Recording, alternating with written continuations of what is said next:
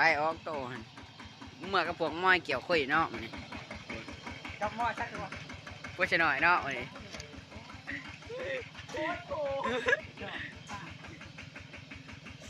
ว้า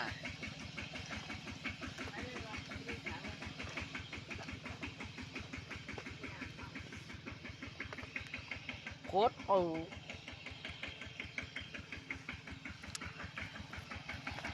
มื้อนี้เราก็เทใช่ด้วยเนาะ เราก็เท่ด้วยเนี่ย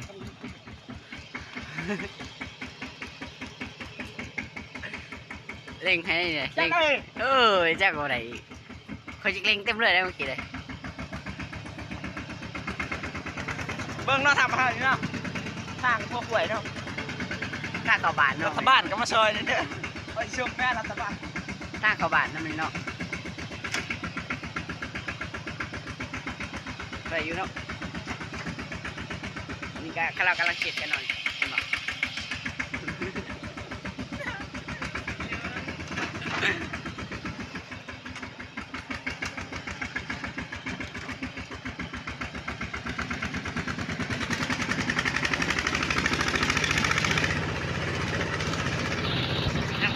จะรู้ไหม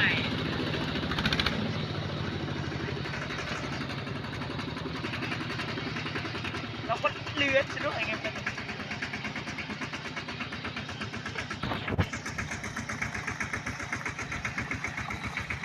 ใกล้ๆไปนะ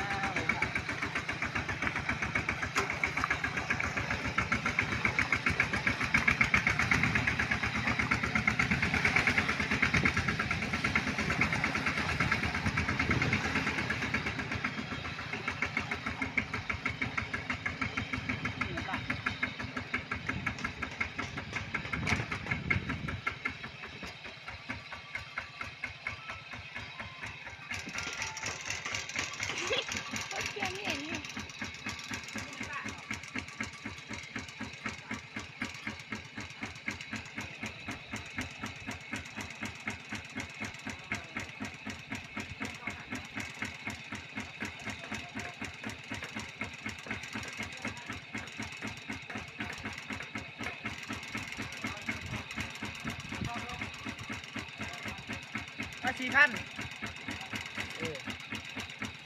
จะตัดกันกันคือกันเลย เออ